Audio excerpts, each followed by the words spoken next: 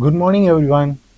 Welcome to Shankar IAS Academy Civilspedia. Today's date is 23rd of May 2025. In this video of the daily current affairs analysis, we are going to know about the following topics of overfishing, Zoological Survey of India, and the species which got its prominence because of the Zoological Survey of India called the Persian long-tailed desert lizard, and the BrahMos missile and its new generation or next generation variant, and the conflict between Israel Palestine, which again came into prominence, and clownfish and sea anemone with respect to the marine ecosystem and the heat balance. That is May 22nd of 2025 is internationally observed as the International Day for Biological Diversity. In this backdrop, in this editorial article, the author of this editorial column expressed his concern over the potential impact of the overfishing, which silently or which creates an chaos in the ecosystem, marine ecosystem, which also has a greater impact on the environment. First, what are all the key details of the marine fishery sector in India?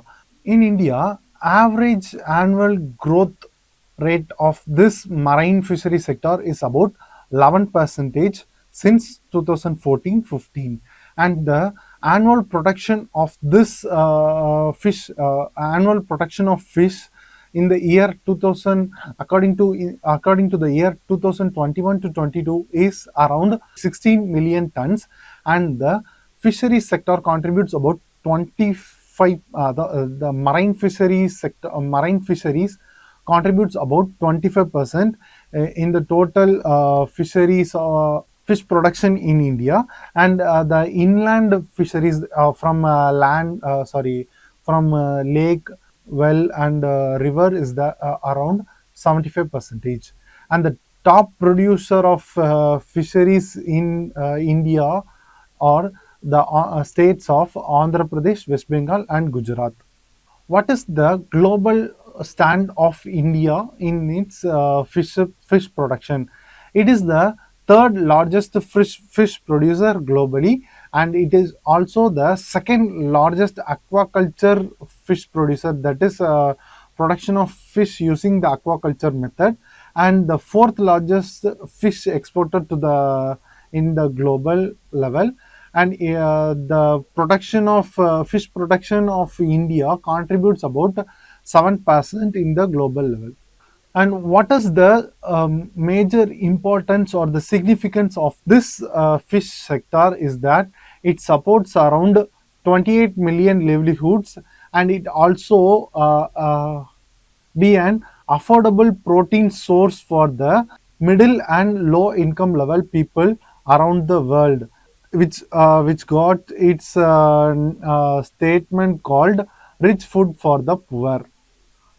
And it also empowers or boosts the allied sectors like marine feeding or fish feeding sector, or the production of gears and other nets, and also it also boosts the production of processing sector, that is after catching of food, it needs to be processed and cold storage like that. So it also boosts the allied sectors like that also, and it also contribute to the rural employment. And we have to know about the key challenges in this sector, and the first one is the overfishing. This overfishing causes, according to a data, by for catching 1 kg of shrimp, we have to waste much other species than the 1 kg of shrimp, which creates most wastage than the expected species. And there is also a possibility of catching a juvenile species or immature species from the fisherman's net or the trawling equipment that used for fishing. And there is also a possibility of bycatch waste, that is the expected species other than the expected species, which eventually or subsequently causes degradation to the habitat of the native species, which in turn uh, poses the risk of fish stock collapse. And there is also a stark gap between the artisanal fishers who catch fishes through traditional method of using small sized boats and use nets than the versus the mechanized boats are using large equipments like cranes and trawling equipments for catching fish. So there is an inequitable access to the resources available, and there is also an lag or there is lack of monitoring in the uh, marine sector fishing, and a proper policy needs to be formulated for this purpose, and it also have to be enforced in a proper manner. And what are all the sustainable management strategies that are to be inculcated to enrich the fishery sector to an another level is that the first one is that we have to use the science based catch limit. For we have to induct science into that fishery sector to limit the catching of a certain species or fishes, and we have to maintain a minimum limits system into enforcement, and there must be an harmonized or unique state regulation under the national framework, which plug the gaps in the legal system. And we must also have to adopt the quota management system, which was successfully inducted and provides a better result in the New Zealand. And the government must also strive to strengthen the cooperatives in the local fishery areas or local fish markets, and we have to increase the surveillance tools in both in the land and sea area.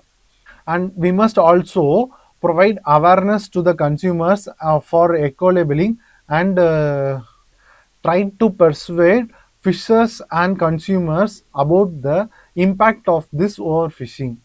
Mains practice question is: overfishing and bycatch are major threat to India's marine biodiversity and the livelihoods of traditional fishers.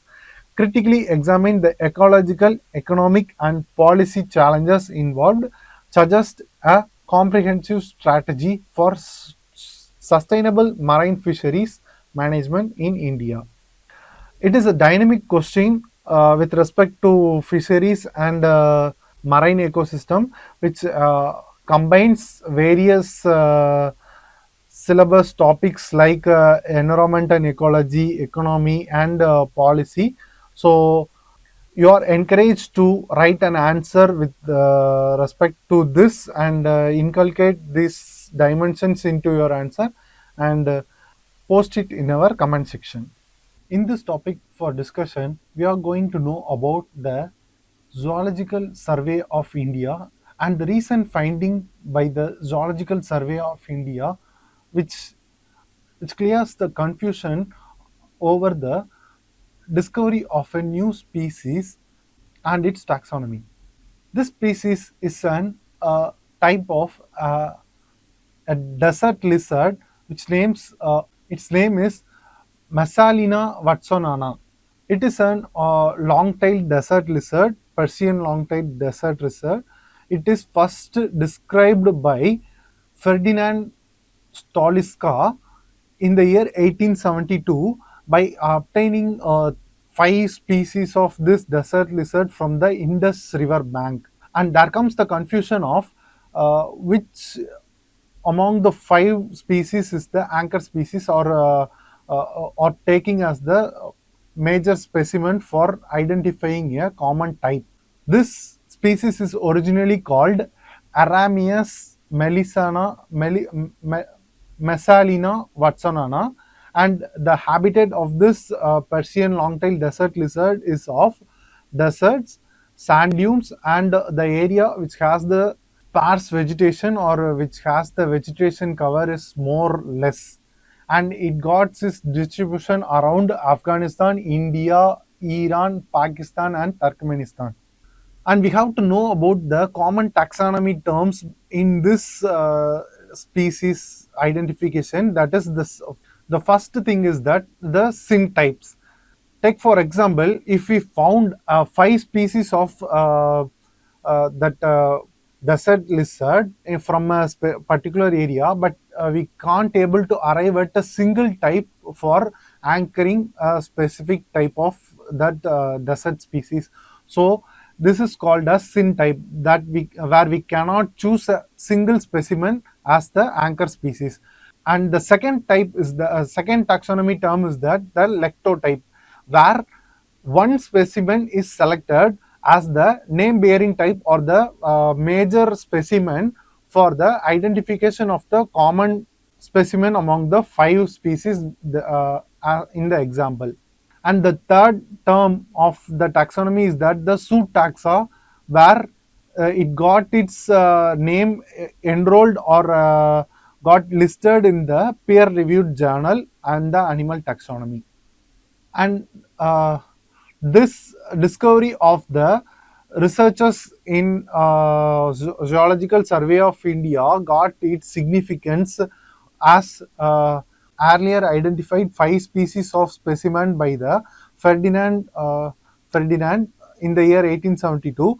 The Zoological Survey of India researchers got the specimen of the anchor species which got from the Museum of Kolkata, and it's which got its significance as the founding of the specimen, major specimen got its nomenclature stability in the zoo taxonomy.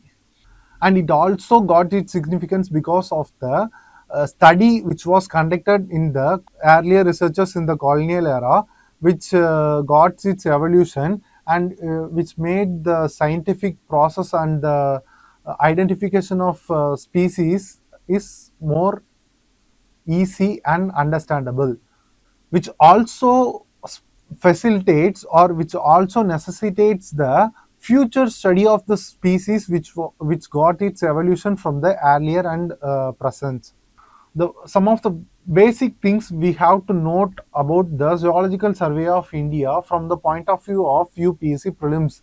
It got its establishment in the year 1916 on July 1st, and the headquarters of this Zoological Survey of India is at Kolkata.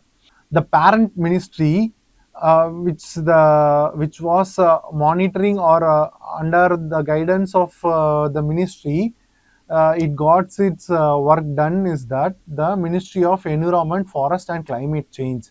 The main objective of this Zoological Survey of India is to explore, survey and document the fauna of India. We have to specifically note that the fauna of India, this Zoological Survey of India got jurisdiction or it got its work only under the sphere of fauna, not under the flora. The founder director of the Zoological Survey of India is Thomas Nelson Annandale. And what are all the functions of this Zoological Survey of India is that it got the taxonomic study of vertebrates and invertebrates, and got its segregation.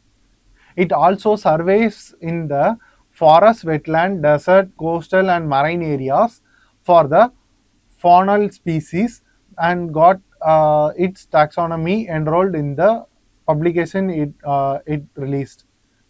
It also maintains a national zoological collections of faunal data, and it also publishes red data book of faunal species and faunal reports and monograph intermittently. It also collaborates with the international conventions like Convention on Biological Diversity, IUCN, International Union for Conservation of Nature, and CITES, Convention of International Trade in Endangered Species.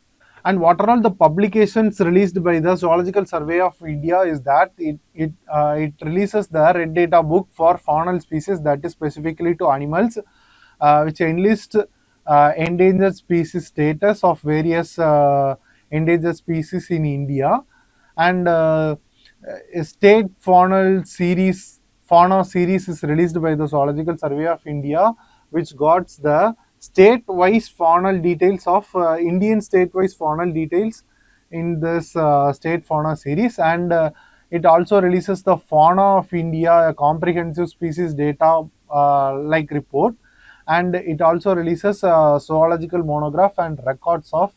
It also maintains a record of Zoological Survey of India. And what are all the roles and responsibilities with respect to conservation of biodiversity by the Geological Survey of India is that it assists the Indian Union for Conservation of Nature red list assessment. As we can see, it got listed like critically endangered, endangered, threatened or near threatened, like that. It assists in that process, and it also provide environment impact assessment baseline data for the government, and it also help to designate important coastal and marine biodiversity areas, as it comprehensively covers not only the land area but also the marine area also.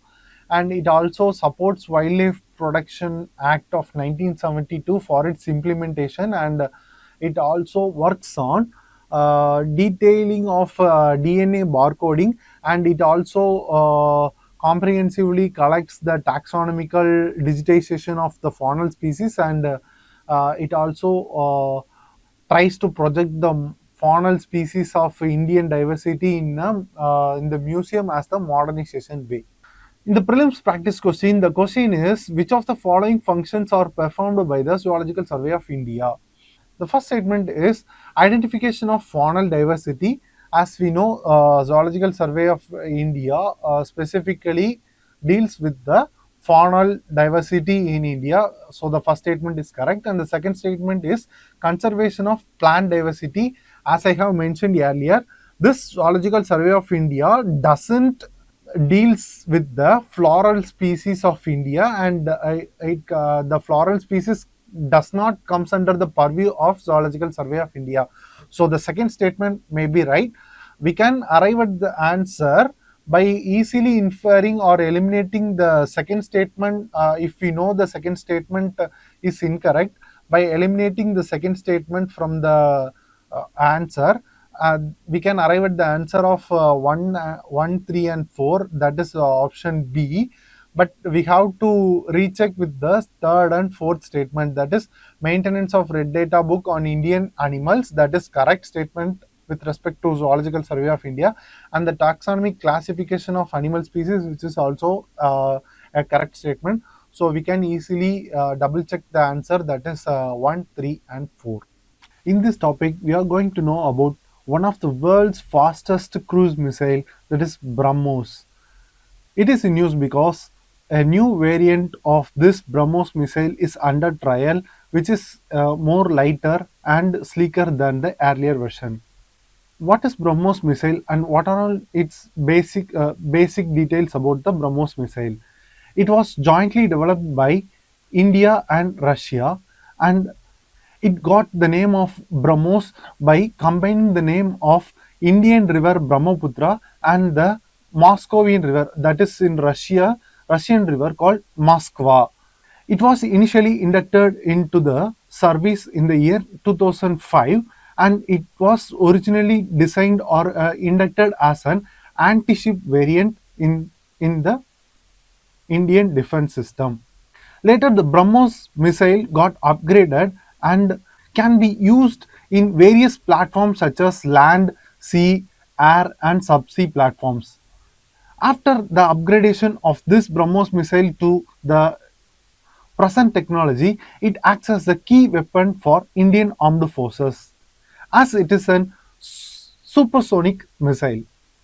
Recently, this BrahMos missile got inducted and used in the recent conflict between India and Pakistan after the Pahalgam terror attack. It was successfully got destructed the Pakistani terrorist camps in the Pakistan area, without getting identified by the Chinese air defense, which was inducted by the Pakistani armed forces. It was air launched from the Sukhoi 30 Mk1 variant, which is another fighter jet or fighter aircraft used by the Indian Air Force. It precisely targeted the Pakistani air bases, that is the terrorist air bases, without the interception from the Pakistani armed forces. This BrahMos new generation, next generation, got the range enhancement of from the earlier variant, which was originally 290 kilometers before the missile technology controlled regime era. After India got signed the missile technology controlled regime in 2016, its range got extended from 290 kilometers to 450 kilometers, and we are trying to elevate the range more and upgrade it to more than 800 kilometers, which was under trial. What is the basic difference between the earlier BrahMos and the BrahMos next generation? It is in the advanced development stage, that is we have to enhance the range of 450 kilometers to 800 kilometers, and we have to make it more precise, and we have to make it more lighter than the earlier variant.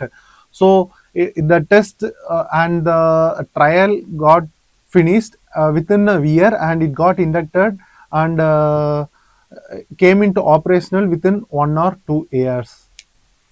As I said earlier, this BrahMos new generation has the weight of 1.33 tons, which is half the weight of the earlier variant, which is 2.65 tons, which makes the payload capacity for taking from an aircraft is higher, and the present range got enhanced from 290 kilometers to 400 kilometers.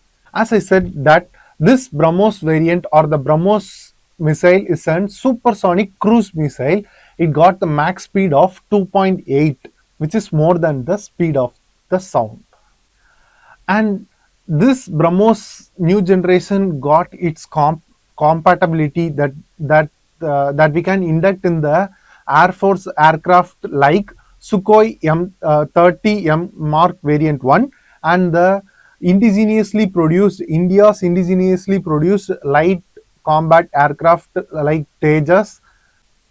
After this upgradation of the making of BrahMos missile to lighter capacity and sleeker version, the Sukhoi 30 Mk1 variant can handle 4 missiles at a time, and the light combat aircraft of Tejas can handle 2 missiles at a time. Earlier it was 2 and 1 respectively. What is the strategic significance of this BrahMos new generation or next generation variant? It will act as a primary deterrent, as it is said by the former Air Chief Marshal V.R. Chaudhary. It can be inducted in the northern borders, which where we have the standoff between India and China, and it acts as a deterrent for the opposite nation or the encroaching nations as a primary deterrent. This lighter or sleeker version go hand in hand with the expansion of the Indian Air Force and aircraft capacity like Sukhoi 30 Mk1 into the Air Force squadrons. Moving on to the prelims practice question, the question is which of the following statement about the BrahMos missile are correct? The first statement is BrahMos is a hypersonic cruise missile jointly developed by India and Russia. The missile can be launched from land, sea, air, and subsea platforms. After joining the missile technology controlled regime in 2016, India extended BrahMos range beyond 450 kilometers. The fourth statement, BrahMos next generation is heavier and slower than the original BrahMos missile. As we have discussed earlier in the section, that the BrahMos is a supersonic cruise missile, not the hypersonic cruise missile. So the first statement might be wrong. And the second statement is correct because it can be used from land, sea, air, and subsea platforms. After joining in the third statement, it is correct because after joining of the missile technology controlled regime in 2016, India got the extension of BrahMos missile range from 290 kilometers to 450 kilometers. And in the fourth statement is wrong or incorrect because it is not the heavier version, it's the lighter and sleeker version of this BrahMos missile. As it is a cruise missile, it needs to be more of a lighter version because of the cruising capacity, and it might be in the higher speed than the earlier version. So the fourth statement may be wrong or incorrect. By eliminating the 1 and 4, we can arrive at the answer of option B, that is 2 and 3. In this article, we are yet again going to discuss about the ongoing conflict between Israel and Hamas people of that region. It is yet again in news because the Israel faces exclusion or being isolated from the Western world countries because of the aggressive actions taken by the Israel on Hamas people. With this context, the ceasefire between the Israel and Hamas has been established or breakdown in March 18th of 2025. Earlier, it got the over 3,000 people got killed by the actions taken by the Israeli defense forces over the Gaza region, and which causes the repercussions from the Western world on Israel.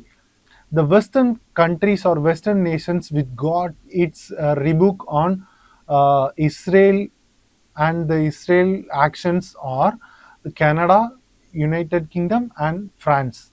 Especially the European Union and the United Kingdom paused its trade talk with the Israel, and the recent action or the recent behavior of the US President Mr. Donald Trump's South Asia or Southeast countries visit, neglecting the Israel visit, seen as a potential discomfort for the potential and reliable ally of Israel. Even though Israel faces repercussions over the Western world, it stands to full military actions over Gaza. From the main's point of view, what are all the challenges beneath the Israel Hamas issue or conflict is that it it has the international law establishment of or the enforcement of the international law, and the basic challenges beneath the this Israel Palestine or Israel Gaza conflict is that the violation of human rights. There is an ardent event of human rights violation in happening in the Israel and Gaza, and there is an disproportionate use of force against Gaza people by the Israel Defense Force, which acts as the uh, uh, basis for this repercussion from the Western world. And one step further, the Israel blockades the aid from the external side for the people in the Gaza, which adds the humanitarian crisis to the another level. The main challenge beneath the or beside the Israel Defense Force or the Israel is that it got its support withdrawn from the international nations and the international forum. The India's stand in this Israel conflict is more concerning that it got silence in this issue, and it got the pressurize or the it got its peer pressure from the strategic and global level. And what are all the potential way forwards for as act of measure in this humanitarian issue is that, or this Israel Gaza conflict is that is the revival of the two-state solution talks, which was earlier abandoned by the Israel, and the involvement of global institutions in this issue to make the Israel more accountable and take and they have to pin down the Israel to take the accountability for this humanitarian crisis, and the nation like India has to strategically strike a balance between the moral leadership and to provide to establish peace. And the first and foremost thing one has to do in this conflicted zone is to creating an aid corridor among the region to support the people of the conflicted zone by availing the aid for their survival. Some of the ethical point of view from this news we can gain is that the first thing we can have from the ethical point of view is that justice versus security. Is the action taken by the Israel is just, or it is an act of repercussion? From the context of moral responsibility, it is not only with respect to the Israel and Gaza, and it also covers the entire global as to take morally responsible for the action taken by the human in that area.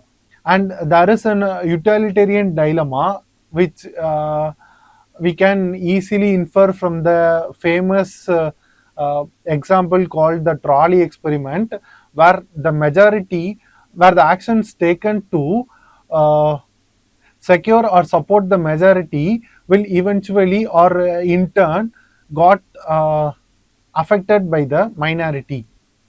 As I said earlier, that there is an global moral responsibility needed. So, in the ethical point of view, international solidarity is also an the need of the hour. And what are all the global institutions involved in this conflict, or have a part in this conflict, and what are all its present status? The basic and the first and foremost organization in this conflict is that the United Nations Security Council, which is paralyzed by the veto power by the Israel's potential and reliable ally USA.